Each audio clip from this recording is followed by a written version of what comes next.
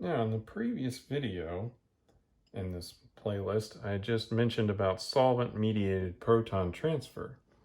And you may have been wondering why I did that in 2 steps, rather than just having everything happen in 1 step.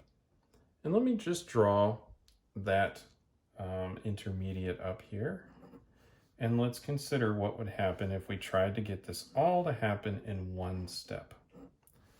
And if it did, we would be involving a termolecular reaction or a termolecular step. And if we think back to an earlier video here in this little series, you may recall that I said that termolecular reactions are unfavorable.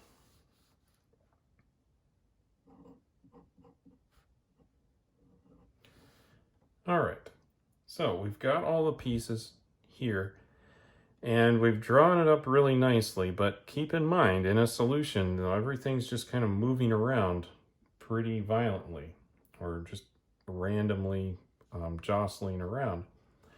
So the chances of that coming in, attacking there, this going there, and also that coming here and then that going there is just very unlikely for this to happen all at once.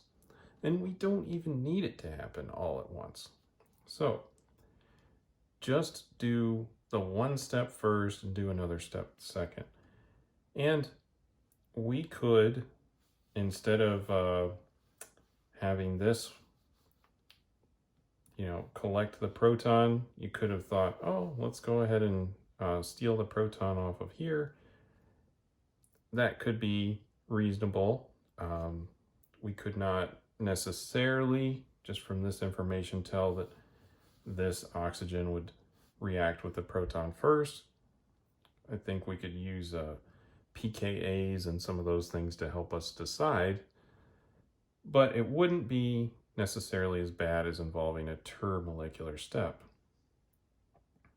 Like I say, it's just very unlikely that 3 molecules will come together all simultaneously. And it's quite simple to just draw this in 2 different steps.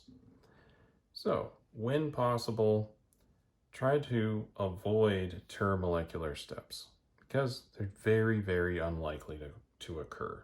And your mechanisms will be much more reasonable if we're just bringing 2 species together at once.